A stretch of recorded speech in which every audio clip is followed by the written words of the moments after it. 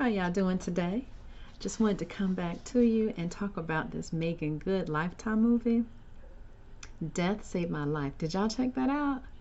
Okay, y'all. So starting off, she's this successful businesswoman, and her husband is a successful, talented, renowned doctor. Okay, black excellence, beautiful black couple.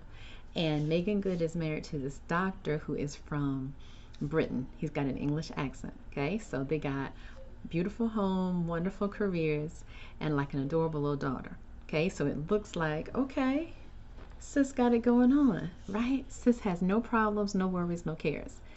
Well, come to find out, English doctor, English successful, wealthy doctor is a narcissist. Yeah, narcissistic personality disorder.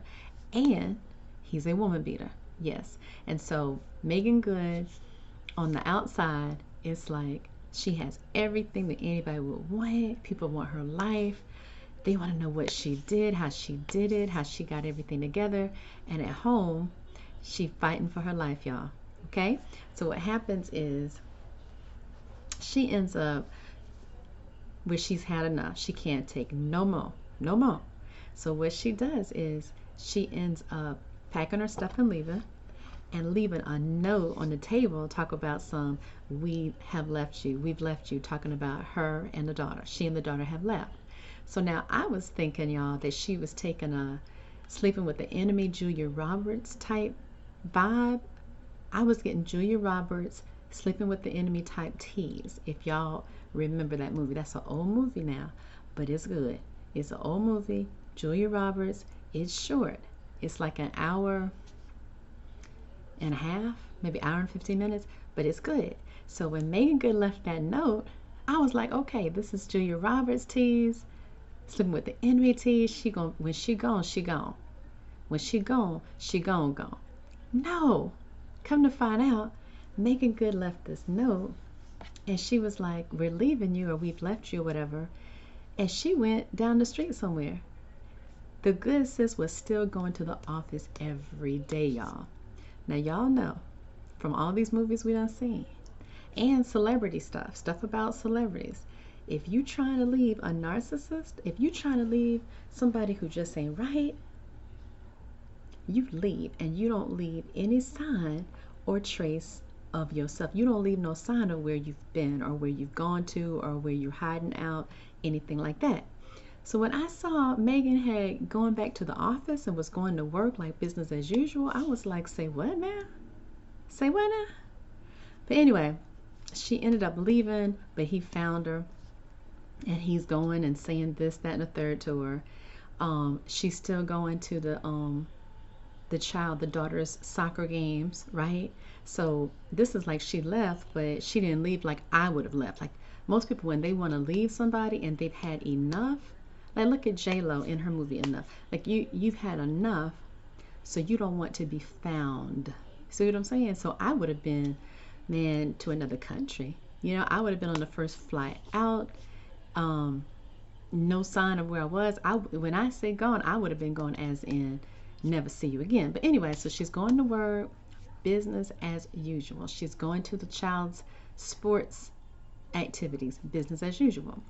So she's at the sports thing, and at one of the games for her daughter, dude pops up there with a Megan Good lookalike. So the girl didn't look exactly like her, but you know, it was like her type. You know, like you're like, oh, he has a type. So you know, the audience is looking at that, and you're like, did he really find somebody that quick, or is he doing that to kind of play her, you know, try to get in her head, try to make her jealous? So that happened. He brought another chick to the game that looks so much, resembles Megan so much. She didn't care because she don't want her no more. So what ended up happening was that he put a hit out on her. She keeps going to work, walking to her car by herself at night, walking to the car by herself during the daytime, everything that you do not do if you're getting away from somebody who is abusive, violent, has any type of violent tendencies. Okay, so when she's walking to the car at night, you're like, what is she doing? You know, like you keep getting this feeling that the husband's going to come up and do something to her. So one time when she was putting something in her car in the broad daylight, another guy came up to her with a gun, and he was about to kill her, but her coworker, who's a good friend of hers, came outside and had to give her something, had to remind her of something or something of that nature. So the coworker, when he ran outside, he ended up saving her life from the hitman. Okay, so that was just a blessing from the good Lord that the coworker came out at that very moment in time. So she finds out about, she gets the feeling, she saw the hitman, so she knows, wait a minute, dude has taken this, the good doctor, right? The not so good doctor has taken this to another level. So what she does is she's like, okay, well, if he's playing checkers, I'm going to play chess. Okay, I'm going to play chess on this dude. So she ends up faking this like assault at her house. Like, I don't know how to say it. It's like she banged herself up. She was in this kitchen, and they got a beautiful house. When I say the house, it's the bomb. The house is gorgeous, y'all. And so she starts banging herself, like throwing herself against the kitchen counter, against the refrigerator, against the stove, against the microwave, the toaster, all this and all that. And it looks very convincing when she's done that somebody has, beat her up, attacked her, what have you. And so she leaves all this physical evidence, this DNA evidence, physical evidence, all over the kitchen, right? To make the husband make the detectives think that she's been murdered. So, right, so it started out like, wait a minute, girl, what you doing? You're going to work, you're going to soccer games, like all is well. Why didn't you leave the country? You're not taking this seriously enough. She went from that to faking her death real quick. She went from 0 to 100 real quick, okay? So it gets good. Well, it was good the whole time, but it gets better. It gets really good when she fakes her death. So she gets her sister to take these pictures of her where, she's banged up, she's bruised, she's got all this blood on her, all this blood on her face, all this and all that. And, send it to the husband. And so that happens. She's playing them like, is she dead? Is she not dead? But the thing is, the hitman got paid. But as we know, because we saw when the coworker came outside, we saw that the hitman didn't perform or complete the hit. Okay, see that part? So the husband paid somebody, but the job wasn't done. So it gets even better, because what she does is she keeps playing it like she's driving him crazy instead of the other way around. So she does things like sneak back in the house and put the gown, this beautiful, gorgeous, sexy, seductive gown that she was supposed to wear to this gala that he had ripped up, cut up, being mean and ornery and horrible as he was and narcissistic. She sneaked back in the house and hung that gown up, that gorgeous gown up, y'all, and she hung up all her clothes like she was moving back in. But you remember, she faked her death, so she's playing with him, right? So is she dead? Is she somewhere banged up? Is she somewhere injured? Where is she? And how the clothes got picked in the closet. See, so all these things are playing with him. They messing with his mind. Okay? So she turns those tables, like they say, them tables, no matter what happens, y'all remember those tables, they always do what? They always turn, right? All right, so that happened. She made sure that, she was like keeping him guessing, right?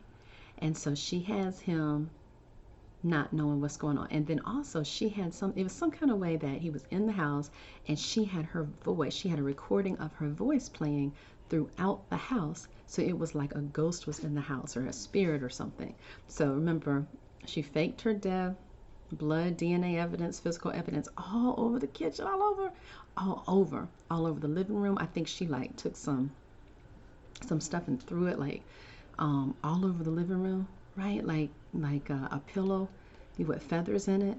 You know how you rip the pillow up and the feathers go everywhere? She had done that, destroyed, like made the house look in utter disarray, like a hitman had come in there and actually killed her.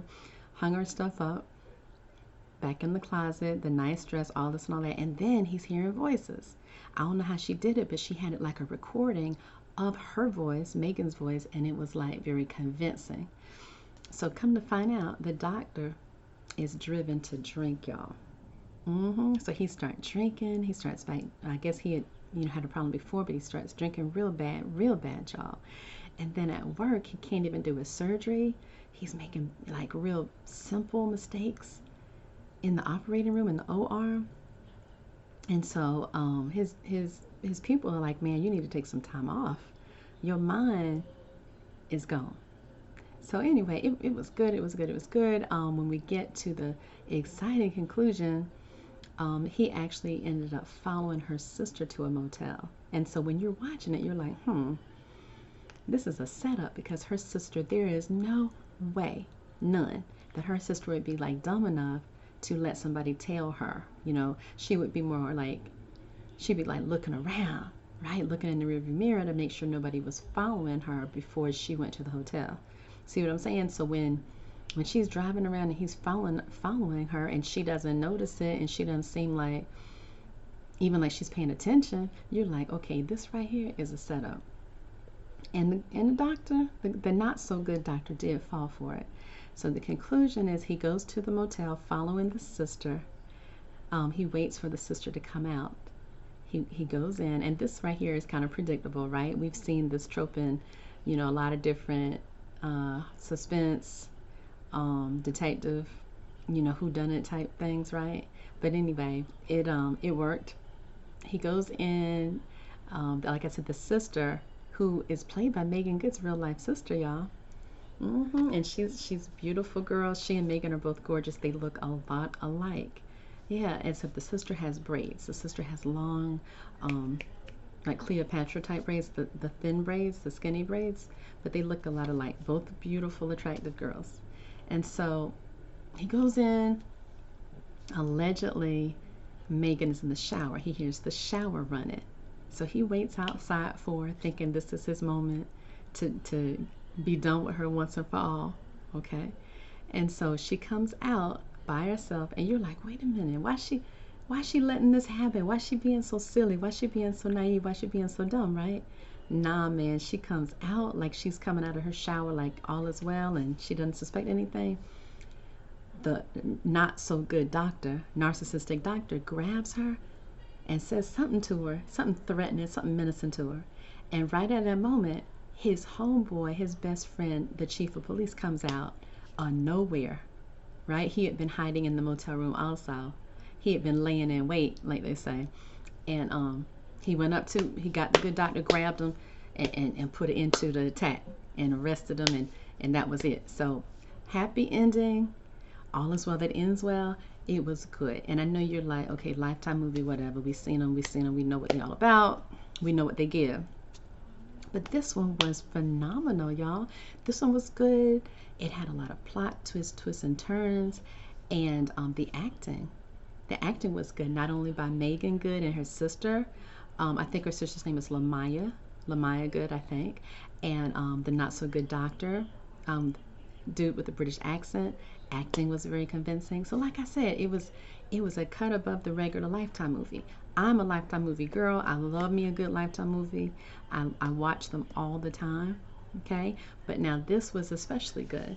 So make sure you check it out when it comes back on, or it might be on YouTube. You might be able to catch it on YouTube, or something like that, Netflix, whatever. But it's called Death Saved My Life with Meagan Good in it. So like I said, I enjoyed it, and I want to see Meagan in some more Lifetime movies.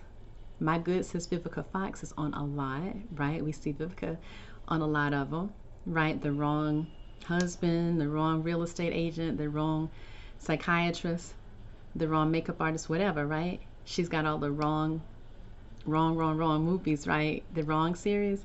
Well, hopefully Meagan Good will get some more movies, some more gigs with Lifetime as well, because she was delightful. So y'all check it out when you can, and hit me in the comments to let me know how you liked it. Were you feeling Death Saved My Life? Were you into it as much as I was? Were you excited? Did you watch the whole thing? Did you fall asleep? Would you recommend it? Hit me in the comments and let me know what you think, y'all.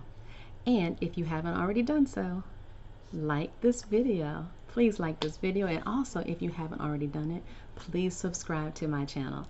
I would appreciate it. All right, y'all, have a great evening, and of course check this movie out if you get the chance. I highly recommend it.